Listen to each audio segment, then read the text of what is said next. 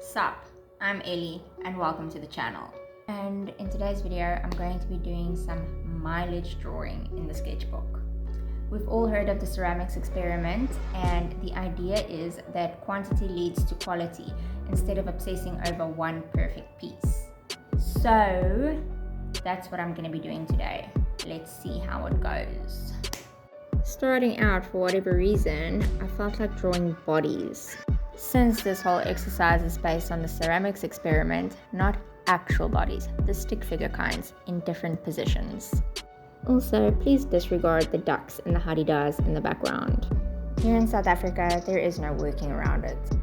And the hadi-das especially always have to have the last say. But this is where I'm at, and I shifted on one page. On this page, I decided to take some of those stick figure bodies and turn them into actual bodies. To a certain degree anyway. Not overdo it or obsess over little details, but give them just enough to turn them into quickly sketched characters. The pose I was going for in this character was a what do you mean kind of attitude. The vibe I was going for in the second pose was more of a what do you mean, can you even prove it was me type of attitude. And here at the bottom, sketching what I have decided is the mother of the top two characters. Angry and pointing out the discarded washing on the floor. A lone sock, evidence of incomplete chores. Now she just needs the culprit. And here is the result of that page. I actually had a lot of fun with this page. Quick and easy. Moving on to the next page, I wanted to delve into something a little more, just more. So I started with the head, and it kind of, for a second, felt like the character was looking upward. So I decided to lean into that and let the character point towards something in the sky. At this point, I decided to make the character female, wearing a carefree dress, barefoot and dreamy. Dreamy in the sense that she believes in the unbelievable, sees the greatness that is missed by most of us, and finds beauty in those little things most of us find mundane. Following that theme while wanting to loosen up my hand a little bit more, decided to do just random shapes around her, everywhere except where she is pointing. Because she is mystic after all, sees what we cannot, while we can only see what is obvious and right in front of us. So the random shapes became a metaphor for that, while leaning into the idea of just practicing random shapes. Because there is that theory that if you can draw shapes, you can draw anything. Though in this session, I'm probably not putting that theory into practice the way I should, or as much. But I did like the storyline it provided for the character, and this is the result of that page. I think it's really cool and might revisit this idea again. Moving on to the next page, I just wanted to practice different shapes of heads. I'm dangerously close to falling victim to that trap where all my characters look almost exactly the same. So I want to practice some variation in the shapes of my heads so that my characters can remain as unique and diverse in their shape as ever.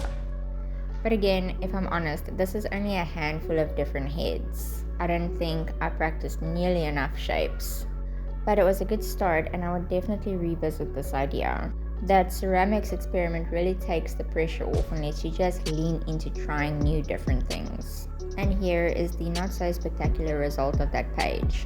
Which is fine, because the objective of this exercise is not to shoot for spectacular, not to strive for perfection or a masterpiece. And I love that.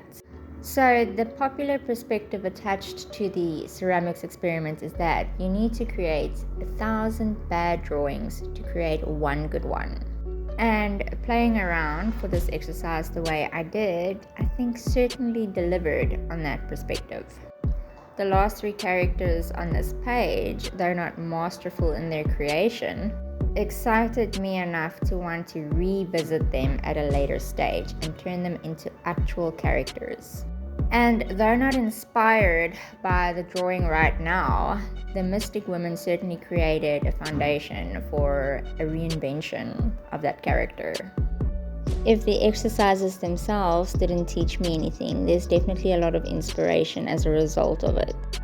I think it's worth noting as well that I didn't use any references for any of these practice drawings because I didn't have a second device in front of me to reference from. But if I had been referencing, I feel like I would have come up with a lot more practice drawings. But that said, it was fun just to draw random things, not overthink it, no pressure, low effort. So I think I will definitely do it again, but with references. What I liked about this page is that this last character was a little bit out of my usual style. I'm not exactly sure why yet, but something about it appealed to me, and I am especially excited to try this concept out as a character in the future. It could be just because it's different. I've been around my own style for so long and so dedicated to improving it and honing it that sometimes a little change is nice. And here is the result of that page. And that's it. Thank you for watching.